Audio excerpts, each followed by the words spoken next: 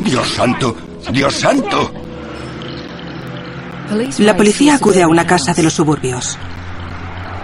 Los ha llamado la vecina de un hombre histérico que gritaba pidiendo ayuda. ¡Llama a la policía! Su esposa estaba muerta. ¡Dios santo! Le gustaba mucho pasear al perro, o estaba estableciendo su versión de los hechos. Estuve a punto de tirarle al suelo, esposarle y meterle en el furgón de la policía. Advertí que el cristal había saltado de la esfera. Para hacerlo se habría necesitado mucha fuerza. Incluso en ese momento había muchas contradicciones con lo que nos estaba diciendo. Nos dimos cuenta de que se trataban de mentiras premeditadas. Utilicé varias botellas de cerveza y sangre de cerdo para reproducir esa misma mancha. Algo huele mal, si sabe a qué me refiero. Yo no maté a mi mujer. La quería. Cuando salí de casa esa mañana, mi mujer seguía con vida.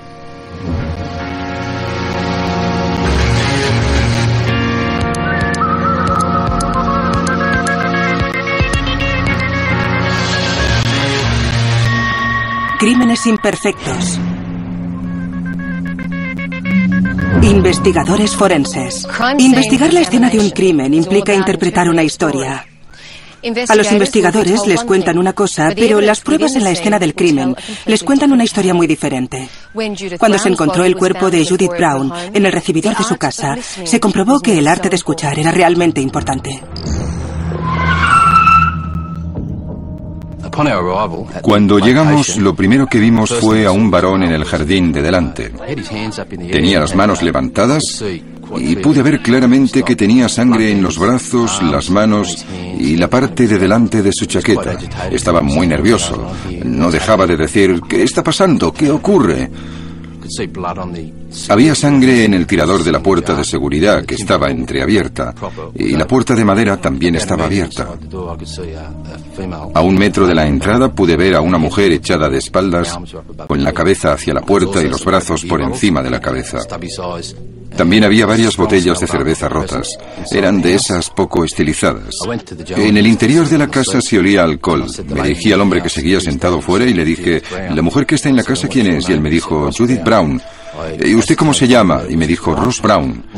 Conseguí que me dijera que era su esposa, y mientras hablaba me di cuenta de que olía a alcohol, él y su ropa, y vi que tenía un corte en el dorso de la mano izquierda. Los enfermeros de la ambulancia se la vendaron. Le dije: tranquilícese, amigo, siéntese, relájese, estamos aquí para ayudarle. Sin embargo, él seguía mostrándose agresivo y nervioso al hablar con nosotros. ¡Fuera de aquí! ¡Lárguense, joder! Creo que agresividad es la palabra que mejor describe su actitud en ese momento.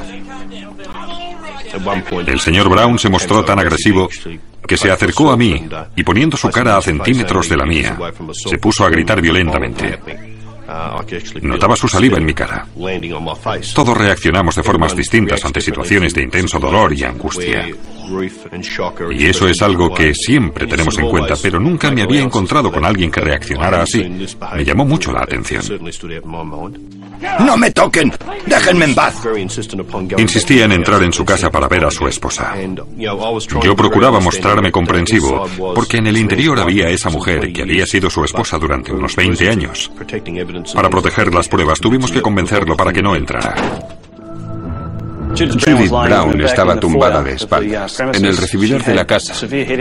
Presentaba heridas graves en la cabeza. Había salpicaduras de sangre en las paredes, a pocos centímetros del suelo, por lo que la fallecida estaría ya en el suelo cuando recibió los golpes. Junto al cuerpo de la señora Brown había unas llaves de coche, unas gafas y los cuellos de 2 botellas de cerveza. En la repisa de la pared, a media altura que separaba el comedor del recibidor, se veía una mancha circular de sangre que parecía corresponder a una botella de cerveza. Era evidente que la habían golpeado con un objeto pesado. No había nada en la escena del crimen, aparte de las botellas de cerveza, que hubiera podido causarle esas lesiones. Así que las botellas habían sido utilizadas para golpear a la víctima, o el asesino había empleado otro objeto y se lo había llevado consigo. Recuerdo que había huellas de zapato ensangrentadas en la moqueta, así como huellas de patas de perro y en algunas de las zonas con baldosas. También se encontraron huellas en el dormitorio, donde parecía que un buen número de cajones y armarios habían sido registrados. En un principio pensamos en un robo con agresión, pero algo no encajaba. Alguien había quitado toda la ropa de los colgadores y la había tirado al suelo. Los colgadores seguían en el armario. No es como si alguien hubiera seleccionado la ropa. También habían sacado el contenido de los cajones y lo habían dejado, formando montones sobre la cama. Y no esparcidos, que es como suelen dejarlos los ladrones, a quienes no les preocupa cómo tiran la ropa. Parecía que no habían tocado nada más. Televisores, grabadora de vídeo, sistema de estéreo, todo parecía estar en su lugar. La escena del crimen había sido preparada para dar la impresión de que alguien había entrado en la casa con la intención de robar. En la escena del crimen se respiraba un ambiente de pasión y hostilidad, y contra la víctima se había ejercido una violencia exagerada que indicaba algo más que un robo frustrado. También encontramos un trozo de cerámica, nada más entrar en el dormitorio, que se había pegado a la moqueta con sangre. Era muy colorida por un lado y por el otro la superficie era rugosa. Había manchas de sangre y estaban muy cerca de donde había sido agredida la mujer. No encontramos el objeto al que pertenecía ese trozo de cerámica y empezamos a pensar que podía ser parte del arma homicida. Y había golpeado el reloj de Judith Brown. La esfera del reloj estaba separada del resto. Parecía que el reloj recibió un golpe durante la agresión. Recuerdo que el reloj marcaba las 9, 14 minutos y 28 segundos. Incluso la manecilla del segundero se había parado. En el exterior, Ross Brown seguía igual de nervioso. Por lo que vi, estaba allí, cubierto de sangre, y pensé que podía tratarse de un incidente doméstico. Sin duda era sospechoso. Sin embargo, era posible que no estuviera implicado, y por ello también era una víctima de ese delito. Le dijimos que si quería que encontráramos a quien quiera que hubiera asesinado a su mujer, tenía que ayudarnos en la investigación. Lo mejor que podía hacer era acompañarnos a comisaría. ¿Participó de alguna forma en la muerte de Judith? ¿Está bromeando o qué, joder? Tenemos que preguntárselo. ¿Está bromeando o qué, joder? A las 9:14 de la noche, exactamente 12 horas después de que se parara el reloj de Judith Brown, llevaron a su marido a la comisaría. El objetivo era explicar su versión de los hechos.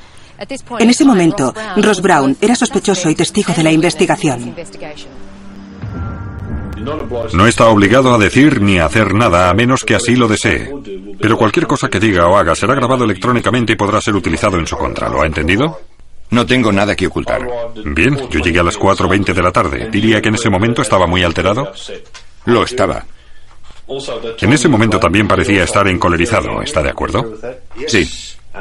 Y creo que centraba su ira contra cualquiera que tuviera delante. Bien. Le pregunté a Ross lo ocurrido ese día, sus movimientos y, por supuesto, los de su esposa, Judy. Ross nos dijo que había sido un día como cualquier otro. Después de la rutina cotidiana de todas las mañanas, sus 3 hijos se fueron al colegio y Ross se quedó a solas con su esposa, Judy. Le había preguntado cuándo vio a Judith por última vez. Y usted me ha dicho a las 9 de esta mañana. Sí, más o menos, sí, sobre las 9. En ese momento decidió sacar al perro a pasear. Fregué los platos como siempre. Barrí el suelo. Hice las jodidas camas. Pasé la aspiradora y quité el polvo mientras mi mujer estaba trabajando y yo no. ¿De qué hablaron su esposa y usted antes de que usted saliera? Me dijo que esa tarde no estaría en casa porque tenía que llevar a su hijo al entrenamiento de fútbol. ¿A qué hora sale de casa para ir a trabajar? Como hay 1:15 o hay 20. Así que usted salió antes que ella. Así es. ¿A dónde fue? Llevé el perro a la playa. ¿A qué playa lo lleva? A la playa de aquí. Yo sabía que el viento había soplado con fuerza. Hacía mucho frío y llovía intermitentemente. Para pasar 1 hora, hora y media en la playa paseando al perro con ese tiempo, ¿le gustaba mucho pasear al perro? Estaba estableciendo su versión de los hechos. Paseó el perro por la playa durante 1 hora, hora y media, antes de ir a la taberna Anna Bay, sobre las 10:30. ¿Cuánto tiempo estuvo en la taberna? 2 o 3 horas. ¿Cuánto bebió a lo largo del día desde que llegó hasta que se marchó? Unos 5 o 6 vasos grandes, más o menos. Luego fui a la licorería y compré un par de botellas grandes de cerveza.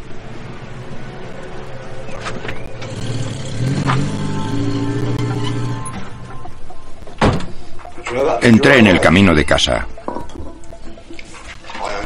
Solté el perro como siempre hago. Lo dejé en el suelo. Cogí mis cervezas y me dirigí a la puerta con las cervezas en la mano. Está bien. Abrí la puerta, entró el perro y vi algo jodidamente terrorífico en el suelo. ¡Dios santo! Cogí a mi jodida mujer y empecé a gritar, joder. Creo que se me cayeron las cervezas y corrí hasta la puta puerta. No estoy seguro de si hice algo en casa o no, porque estaba jodidamente destrozado. Ha dicho que se agachó para coger a su esposa. Sí. ¿Cómo lo hizo? Cuando dice que... Yo qué coño sé. ¿Dónde puso los brazos? Amigo, la cogí y me puse a gritar, Judy, Judy, Judy, Judy. Joder. Recordaba haber cogido a su esposa, haberla abrazado, y es posible que en ese momento se cortara la mano izquierda. Pudo ser entonces, no lo sé. Salí por la puerta gritando como un loco. Fui a casa de Belinda y le grité que llamara a la policía. ¡Llama a la policía! ¡Llama a la policía! Esa tarde la policía también había hablado con otra vecina que había visto cómo se comportaba Ross. El señor Brown arrastró a otra vecina cogiéndola por el cuello. Y al entrar en la casa y ver lo ocurrido, salió y vomitó en el jardín. ¡Bastardos! ¿Cómo se encuentra ahora? Cabreado. ¿Por qué está cabreado? Por todo. Tengo una esposa. No sé qué le ha pasado. Me han informado que ha muerto, joder. ¿Cómo se encontraría usted? ¿No estaría cabreado? Eso es lo que quiero saber. Quiero saber lo que usted siente. Estoy muy jodido. Seguíamos sin saber si era el asesino o si solo era un marido afligido en estado de shock y cabreado que intentaba desahogarse. Había que mantener un difícil equilibrio para hablar con alguien en esa situación, pero le convencimos de lo importante que era saber lo que había ocurrido. ¿Cuál era la situación entre Judy y usted? ¿Discutían con frecuencia? No. ¿No discutieron anoche o esta mañana? Cuando discutía con Judy, ¿cuáles eran las razones? ¿Por qué discutían? Llevaba con ella 20 años. Probablemente de tonterías, joder. ¿El dinero? Probablemente sea la causa principal de muchas discusiones. ¿En su familia discutían por ese motivo? Si le dijera que nunca habíamos discutido por el dinero, sería un maldito embustero.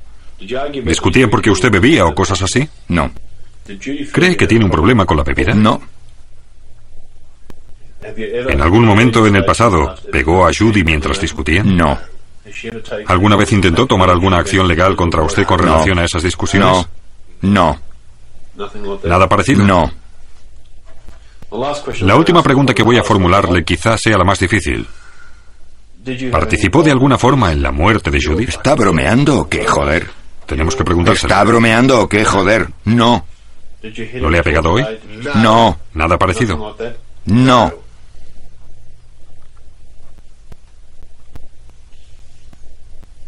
¿No ha ocurrido nada parecido? No. ¿No han discutido esta mañana? En modo alguno.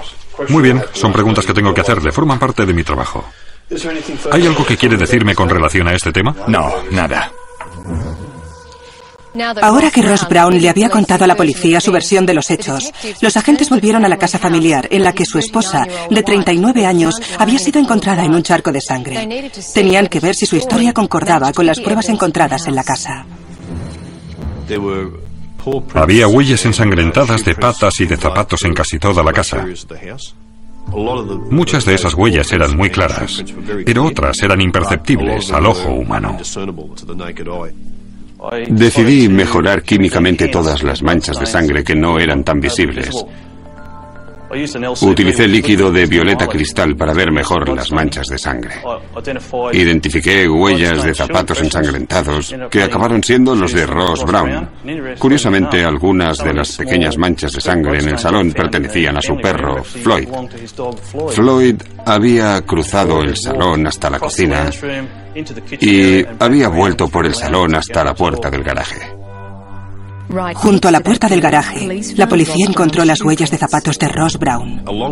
Junto a esas huellas de zapatos ensangrentadas había gotas de sangre que, por medio de un análisis de ADN, supimos que eran de Ross Brown. Llevaban hasta la misma puerta corredera por la que parece que también había salido el perro. La sangre de Ross también rodeaba el pestillo de la puerta. Cuando interrogué a Ross Brown, esa misma noche, eso es algo que no me dijo. No era de extrañar que sus huellas y su sangre estuvieran en la escena del crimen.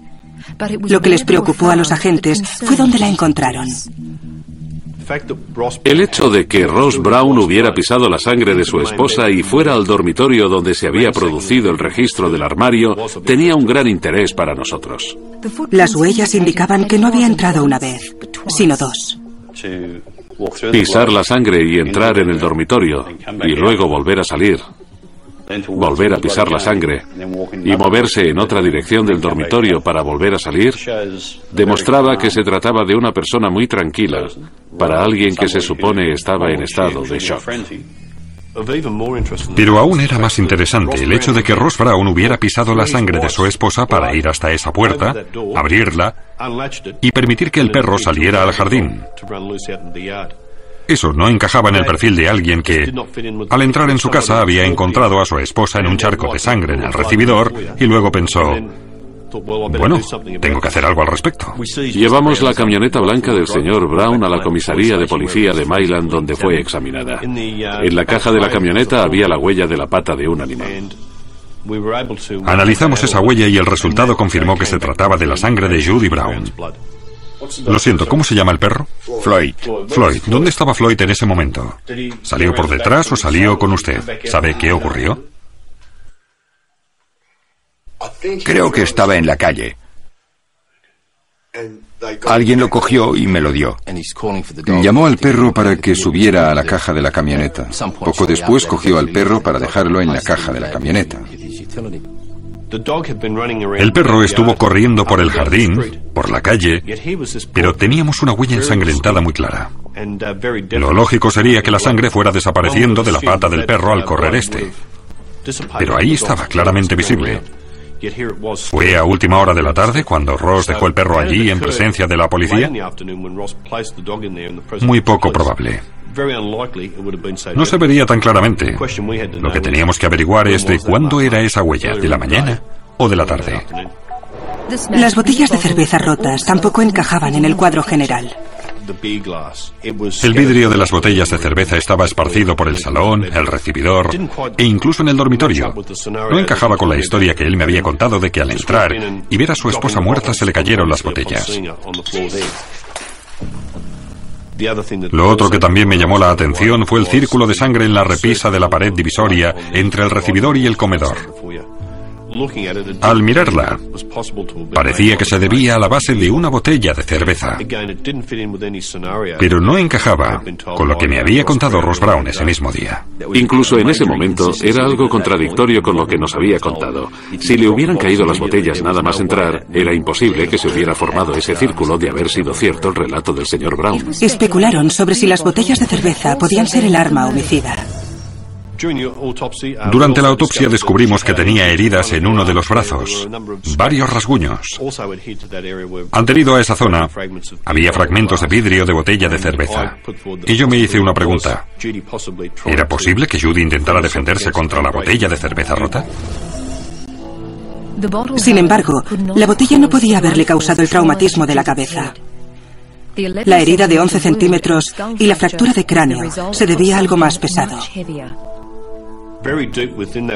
En lo más profundo de esa herida se encontraron dos minúsculas partículas que resultaron ser de pintura. Y estaban tan profundamente incrustadas en la herida que era lógico que pertenecieran al objeto que había causado dicha herida. Preguntamos a familiares y amigos si podían ayudarnos. ¿Había algo en el recibidor que encajara con esa descripción? Varias personas nos dijeron que junto a la puerta siempre había un tope de cemento. El tope de la puerta era uno de los varios que la madre de Judith había pintado para sus hijos. La policía obtuvo uno y tras romperlo, las piezas fueron comparadas con los fragmentos encontrados en la herida de Judith y el trozo de cerámica que estaba en el suelo del dormitorio. Eran de la misma familia. Creíamos que esa era el arma que estábamos buscando. La empujé para abrirla. Bien, la abrió. ¿Qué es lo que hizo Floyd? Ya había entrado. ¿Entró antes que usted? Sí, ya había entrado. ¿Y usted qué hizo? ¿En ese momento vio a Judy? Tan pronto como abrí la puerta, había a mi jodida mujer ahí. 4 días después del asesinato, Ross Brown aceptó acompañarnos a su casa para ayudarnos con la investigación. Era muy importante revivir el proceso, porque en el primer interrogatorio habían quedado muchas preguntas sin respuesta. Y muchas de las cosas que nos dijo en ese momento no se correspondían con lo que habíamos encontrado en la escena del crimen. Ross, si quiere descansar, tomarse un respiro... No, estoy bien. Díganoslo. No, está bien. Durante este interrogatorio, Ross volvió a decirnos lo que había ocurrido. Entré aquí y ella estaba tumbada ahí. Estoy seguro de que ya no llevaba las botellas de cerveza. Cayeron al suelo, joder. Un momento. Dice que no tenía las cervezas. ¿Qué pasó con ellas? Se cayeron. Ya no las tenía. El perro estaba aquí. ¿Vio hacia dónde fue el perro? ¿Fue por allí? Porque según usted lo describió, Judy estaba aquí. Él la evitó y salió a la calle o se quedó por aquí. El perro estaba aquí con nosotros. El perro estaba por aquí, estoy seguro. Puede que se fuera por allí. No sé qué coño hizo el perro después. Muy bien. ¿Vale? Cuando se volvió a levantar dijo que no sabe lo que hizo. ¿Recuerda haber ido a alguna parte? Puede que entrara ahí. Ahí, está señalando a su dormitorio. Puede que entrara ahí despotricando y gritando. ¿Fue a algún sitio más? Creo que resbalé y me caí, como le dije antes. Igual di un paso atrás, resbalé y caí. Puede que retrocediera. ¿Recuerda haber entrado en alguna habitación? ¿El dormitorio? Sí. Había mierda por todas partes. Estoy seguro de que había mierda por todas partes. Está bien, así que cree que entró ahí. Sí. Volvió aquí. Cuando volvió, ¿le hizo algo a Judy? No, no lo creo. Bien, antes de salir de casa, ¿dónde estaba Floyd? No tengo ni idea. Está bien. A las víctimas, especialmente si han sufrido un trauma importante como el señor Brown, a veces les falla la memoria. A otras mejora pasados unos días. La idea de que visitara otra vez la casa era situarlo en la escena del crimen para que pudiera recordar lo ocurrido y para darle una segunda oportunidad y rectificar cualquier error que hubiera podido cometer en el primer interrogatorio. Los agentes lo llevaron a todas las habitaciones de la casa para ver si así le refrescaban la memoria. ¿Entró aquí y miró por ahí? ¿Vio algo en el jardín o no vio nada? Entré por esa puerta, pero no había salido al jardín hasta esa tarde. Muy bien, esta puerta de aquí... ¿Sí? Si miró hacia aquí, ¿puede decirme si estaba abierta, cerrada o entreabierta? Estaría cerrada. Bien, antes de salir a las 9, ¿cerró esto por razones de seguridad? Lo habría cerrado mucho antes. Muy bien. Lo habría cerrado antes de que mis hijos se fueran al colegio. En ese momento creía que estaba cerrado. Seguía cerrado desde dentro. Está bien. No le mencionamos que sospechábamos que el tope de la puerta era el arma homicida. Bien. Y ahora si mira alrededor, ¿hay algo en la habitación que no esté y que debería estar? ¿O algo raro? ¿O algo que falte? Nos interesaba ver su reacción ante esa pregunta y si identificaba el objeto. Inicialmente, cuando entramos en la casa, no lo mencionó. Mire por aquí. ¿Falta algo en el recibidor? ¿Algo que no esté y que debería estar? Falta el tope de la puerta. Cuando le llamé la atención específicamente sobre el recibidor y le pregunté si faltaba algo que debería estar allí, fue cuando él dijo que faltaba el tope de la puerta. ¿Recuerda dónde estaba cuando salió ese viernes por la mañana? Siempre está aquí. ¿Falta algo más? ¿Había algún jarrón, recipiente? Aquí nunca hemos tenido nada. Me dicen que mi mujer no fue a trabajar, ¿es eso cierto? Cierto. Su bolso. No veo el bolso por ninguna parte. ¿Cómo es su bolso? Es así de grande. Cuando hablas así en la escena del crimen, estás muy interesado en el lenguaje corporal, en la conducta del individuo. Supongo que lo que más sorprendió a los investigadores que estábamos allí, incluyéndome a mí, es que Ross no se sintió incómodo al volver a su casa. Si se iba a trabajar, es posible que el bolso estuviera ahí. Porque mientras se preparaba, hacía algunas cosas antes de irse. El 90% de las veces estoy en casa cuando se va. Normalmente salgo después, pero ese fue uno de esos días. A mí, como investigador, no me parecía un marido afligido. Luego Ross Brown acompañó a los agentes hasta la playa, a la que llevaba a pasear a su perro. Sí, y si me meto en el agua, él me sigue hasta donde puede. Tengo una tabla de surf. ¿Sí? Allí mismo. ¿Aquí? Sí. Donde había estado bebiendo ese día. Tomé unas cervezas allí. Estaba lloviendo a cántaros. Y compró las botellas de cerveza. Salí. Compré 2 botellas grandes. Subí al coche y salí por allí. ¿Dónde compró las cervezas? En la licorería. ¿Esa licorería que está junto al pub? Muy bien. Era importante que Ross Brown señalara dónde había estado bebiendo y dónde había comprado las 2 botellas de cerveza. Sin embargo, los agentes habían hecho los deberes y, al igual que la escena del crimen, lo que decían no concordaba con los hechos.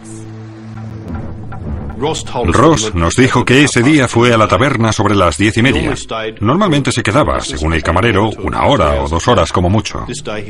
Ese día se quedó aproximadamente 4 horas, y en vez de beber 3 o 4 vasos de cerveza, ese día contamos, gracias a la cámara de vigilancia, que había consumido un total de 12 vasos de Two Is New. La cantidad que bebió ese día era muy interesante para nosotros, porque nos dijo, y también a otras personas, que ese día tenía que llevar a su hijo al entrenamiento de fútbol a más de 1 hora de distancia. Un hombre que sabe que tiene que conducir esos kilómetros no bebe tal cantidad de alcohol. No creo que tuviera la intención de ir más allá de su casa. Sin embargo, el vídeo demostró, y fue confirmado por los que allí estaban, que Ross Brown no se había cortado la mano en ese momento. Tuvo que hacerlo al volver a casa, supuestamente con las 2 botellas de cerveza.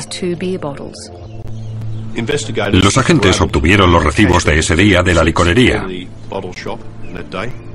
Los recibos no mostraban la venta de 2 botellas de Two Is New en ningún momento. Y lo que era aún más importante, las cámaras de vigilancia de la licorería de la taberna no mostraban a Ross Brown entrando en la tienda a ninguna hora del día. Por si Ross Brown hubiese ido a otra tienda de esa calle, también se investigaron las demás tiendas. De nuevo, los tickets y las cámaras de seguridad no corroboraban su versión de los hechos. Incluso en ese momento había muchas contradicciones con lo que nos estaba diciendo. Nos dimos cuenta de que se trataban de mentiras premeditadas. La cuestión era, si Ross Brown había matado a su esposa, ¿cuál era el motivo? ¿Igual que mi reloj? Sí.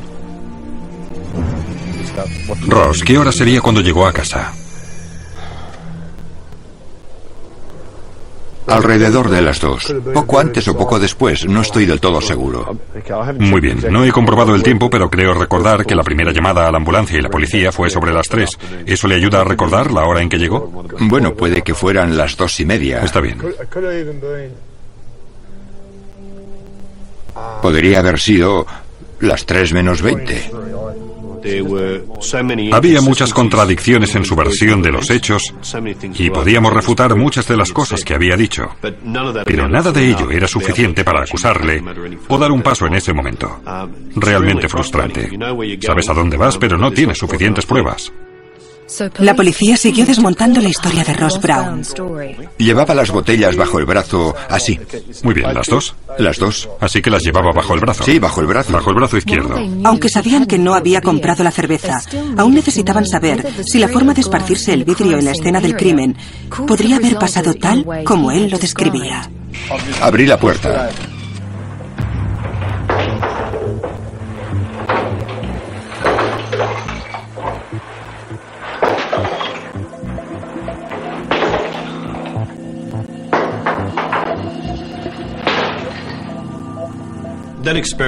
El experimento nos dijo que, a pesar de que algunos fragmentos podían haber ido bastante lejos, no coincidía con la cantidad de fragmentos que se encontraron lejos de allí. Eso nos indicaba que la botella no se había caído, la había tirado al suelo, lo que no se correspondía con la historia del señor Brown. Los investigadores centraron su atención en el círculo de sangre de Judith de la pared divisoria. Para intentar establecer la causa, utilicé varias botellas de cerveza y sangre de cerdo para reproducir esa misma mancha. El diámetro de ese círculo era el mismo que el de la base de una de las botellas de Twist New. Era evidente que en algún momento esa botella había estado en contacto con la sangre de Judy Brown y posteriormente había sido dejada en la repisa de la pared, aún mojada con la sangre, antes de que esa botella fuera rota cerca de su cuerpo. Luego, tenían que concentrarse en el reloj. Por su investigación, la policía sabía que Judith era muy meticulosa, por lo que supieron que su reloj les diría la hora de su muerte. Pero se había parado cuando murió. Cuando lo examiné por primera vez, advertí que el cristal había saltado de la esfera. En mi experiencia, para hacerlo, se habría necesitado mucha fuerza. Las manecillas estaban inclinadas hacia arriba. Observé que marcaba las 9:14 y 28 segundos.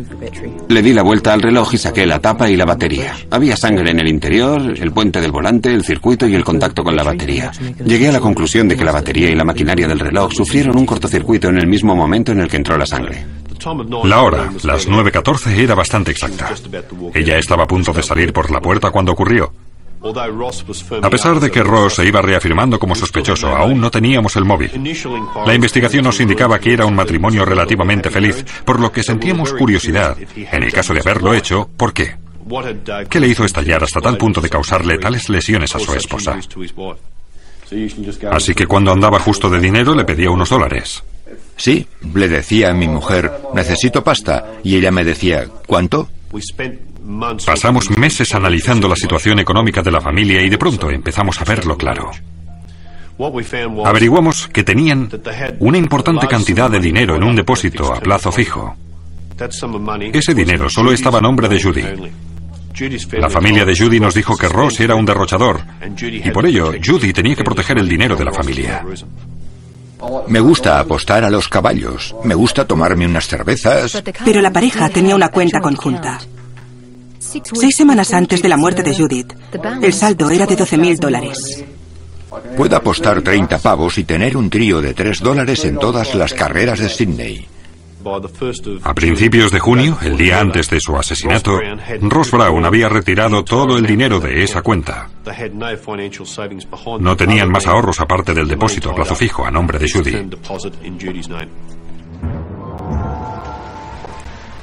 El mismo día, Ross Brown habló con su banco. Quería saber cómo podía transferir el depósito a plazo fijo a la cuenta conjunta. El empleado del banco le dijo que necesitaba la autorización de su esposa para hacerlo. Cuando el empleado le preguntó por qué quería hacerlo, Ross le dijo, algo huele mal, si sabe a qué me refiero. De nuevo, eran cosas que Ross no nos había mencionado en los interrogatorios. Con el dinero como posible móvil, se citó a Ross para ser interrogado de nuevo. ¿Por qué llamó el día 1 de junio, un día antes de la muerte de su esposa, para preguntar si el depósito podría estar a nombre de ambos? Solo era una consulta, por si era posible. Hizo el comentario, algo huele mal, si sabe a qué me refiero. Es posible. ¿Por qué hizo un comentario así?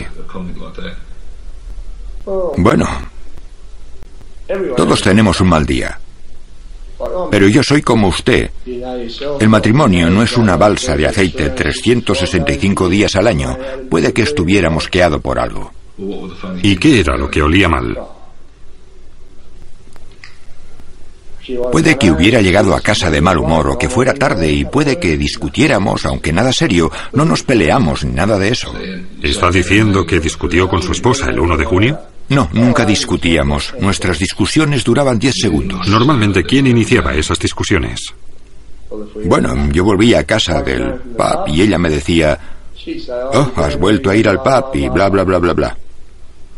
¿Mantuvieron otra discusión así el viernes por la mañana? No.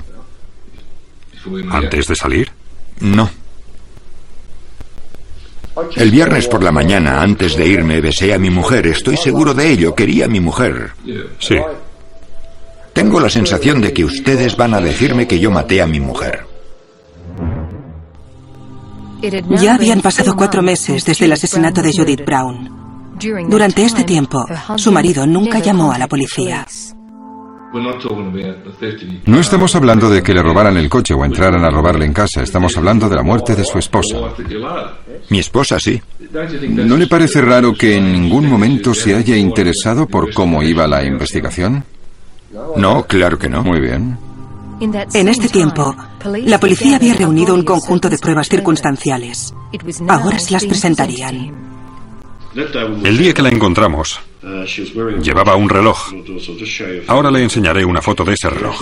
Marca las 9:14 y 28 segundos. Creemos que el reloj se paró en el momento en que Judy murió. Entiendo. Posiblemente al levantar el brazo para defenderse, y en algún momento recibió un golpe durante el altercado. Lo que intento entender es que usted salió de casa sobre las 9:10. Es evidente que casi es esta hora. Esa parte la entiendo. Eso no le dio mucho tiempo a quien quiera que fuera a entrar en la casa y agredir a Judy. ¿Está de acuerdo con eso? Sí, desde luego. ¿Tiene algo que decir al respecto? No, nada. Lo que también averiguamos es que Floyd pisó la sangre y cruzó la casa por aquí, hasta esta puerta de aquí. La puerta corredera. La puerta corredera. Usted dijo que la cerró al entrar, ¿lo recuerda? ¿Esa mañana? Sí. Está bien. Además de estas huellas, también encontramos huellas que coinciden con los zapatos que usted llevaba y que quedaron empapadas con la sangre de Judith. Una vez que estuvo aquí, se dirigió por aquí hasta esta puerta, y en esa puerta tenemos sangre que ha sido identificada como suya, y también en el pestillo, donde parece que lo abrió, y posiblemente abrió la puerta, porque no vemos huellas de Floyd después de cruzar esa puerta. Parece que se acercó a la puerta, la abrió y dejó salir al perro. Bueno, es posible que lo hiciera. ¿Ve estos pequeños cortes y laceraciones? Sí. Le seré sincero, a mí me parecen trocitos de vidrio. También hay fragmentos de vidrio. ¿Ve esto? ¿Qué clase de vidrio diría que es? De botella de cerveza. ¿Qué diría si le sugiriera que es posible que alguien le rompiera una botella de cerveza en el antebrazo de Judith? ¿Le rompiera una botella de cerveza en el antebrazo de Judith? Sí, es una posibilidad, sí. Usted dice que ese día llevaba 2 botellas, Ross. Sí, estoy seguro de que llevaba 2. Solo hemos encontrado fragmentos de 2 botellas. Está bien. Fue entonces cuando le dijimos que no había comprado ninguna botella de cerveza en la taberna Annabey. ¿La sacó de la nevera de su casa? Porque es evidente, podemos presentarle las pruebas, que no las compró en la taberna ni en ninguna licorería. ¿Y eso me lo dice ahora? Me he quedado sin palabras porque estoy seguro de que las compré allí. No las compró. Las pruebas así lo demostraban, pero se negaba a aceptarlo. Sé que tienen vídeos de vigilancia y todas esas mierdas, pero estoy seguro de que las compré allí. Puede que ese día bebiera 10 vasos de cerveza, vale, pero estoy seguro de que las compré. Verá, yo creo que fue a casa e hizo un montaje del accidente, porque ya sabía que su esposa estaba muerta. No hice ningún montaje. No sabía que mi mujer estaba muerta.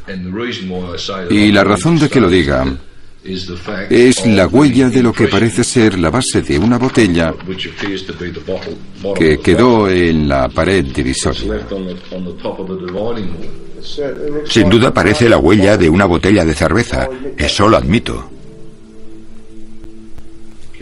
¿Puede explicarme cómo llegó hasta allí? No, no puedo. Le enseñaré una foto del brazo de Judy. ¿No es posible que alguien, en un momento de ira con una botella de cerveza en la mano, fuera a golpearla y ella levantara el brazo para protegerse? Está insinuando que lo hice yo. Y yo le digo que yo no lo hice. ¿Pero es posible? Pete, yo no le hice eso a mi mujer. Sé que usted tiene cosas ahí que dicen que no compré las botellas, pero yo estoy seguro de que las compré en Anna Bay. Las botellas de cerveza, tanto si las compró allí como si no, no es lo más importante. Lo que quiero que entienda es la idea de lo que hemos estado hablando hoy con usted. Se lo repito, yo no maté a mi mujer. La quería. Cuando salí de casa esa mañana, mi mujer seguía con vida. No pongo en duda que quería a su esposa. No lo he dudado en ningún momento. Y le miro a los ojos cuando se lo digo. Todo el mundo con el que he hablado, todos los que he contactado, me lo han dicho. La situación es que a usted le gusta tomarse unas copas, le gusta apostar. Las discusiones que Judy y usted mantuvieron, por lo que yo sé, se debían a que usted gastaba demasiado.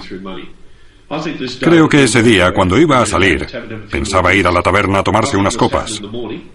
Creo que lo que pasó por la mañana y ocurrió así de rápido, creo que Judy le reprochó su conducta. Dijo algo así como, ¿qué vas a hacer? ¿Vas a emborracharte otra vez mientras yo estoy trabajando? La frustración iba en aumento, como usted mismo ha dicho aquí, cuando pierde los estribos estalla. Sé que eso lo dijo en otro interrogatorio. Me controlo bastante bien. Y si estallo, tiendo a hacer lo que quiero. No permito que nadie intente impedírmelo. Creo que todo pasó en un corto espacio de tiempo. Puede que solo fueran 10 segundos o quizá 30. Le hizo algo a Judy. Y cuando todo hubo pasado, creo que se dijo, Dios mío, ¿qué demonios he hecho? Era presa del pánico, no sabía qué hacer. Así que se dijo, iré a la playa, me aclararé las ideas y me relajaré. Cogió el tope de la puerta y el perro y se fue a la playa. Luego se fue a la taberna sabiendo que sería su coartada. Y se pasó el día sentado allí rezando para que alguien encontrara a Judy, que alguien volviera del trabajo y la encontrara, pero eso no ocurrió. Fueron pasando las horas y ya era casi la hora que llegaban sus hijos a casa. Lo admito, tuvo la dignidad, creo, de pensar en sus hijos. Y no quería que fueran a casa y la encontraran así. Fue entonces cuando volvió a su casa. Creo, Ross, si piensa en todo lo que hemos hablado hoy aquí, todo señala en una sola dirección. Si es así, sería considerado como un atenuante que el tribunal tendría en cuenta. Así lo consideraría porque sé, todo el mundo me ha dicho lo mismo, que cuando estalla lo hace en cuestión de segundos. Le pedí a un psiquiatra forense que observara sus interrogatorios. Le leeré parte de los comentarios del psiquiatra forense. Escuche.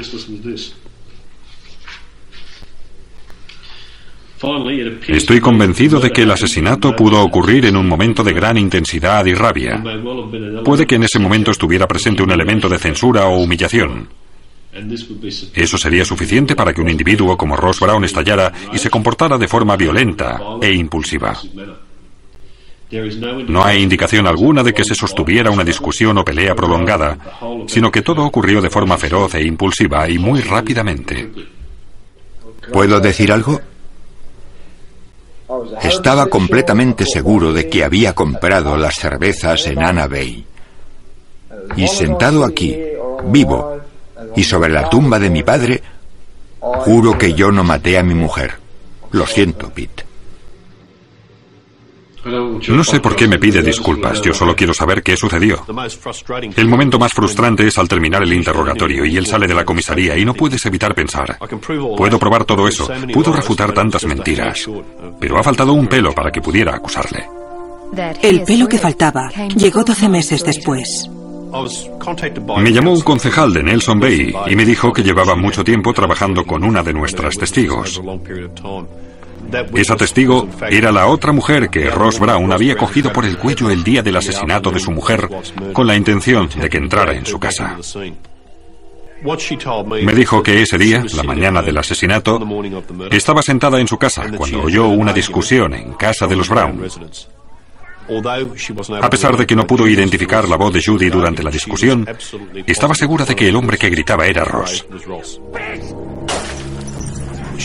Me dijo que había oído gritar a una mujer, pero supuso que simplemente era una discusión. Me dijo que esa discusión tuvo lugar entre las 9:10 y las 9:15 de esa mañana, y que él había salido unos 10 minutos después. Estaba convencida de que Ross Brown la había visto mirando por la ventana al salir con su camioneta. Por esa razón no se atrevía a contarlo. Su declaración corroboraba una declaración anterior de otra vecina que había visto el vehículo de Ross Brown en el camino de su casa a las 9:10 de la mañana. Esta era la prueba que necesitábamos. Me senté y examiné todas las pruebas que habíamos reunido en los 18 meses transcurridos desde el asesinato de Judy. Y creía que por fin teníamos suficiente para acusar a Ross Brown del asesinato de su esposa. Tras 5 meses de juicio, el jurado lo consideró culpable. Ross Brown fue condenado a 18 años de cárcel. Podría salir en libertad condicional en 2017. El tope de cerámica con el que mató a su esposa no ha sido encontrado. La policía cree que está en alguna parte de aquí, entre las dunas arenosas de Anna Bay.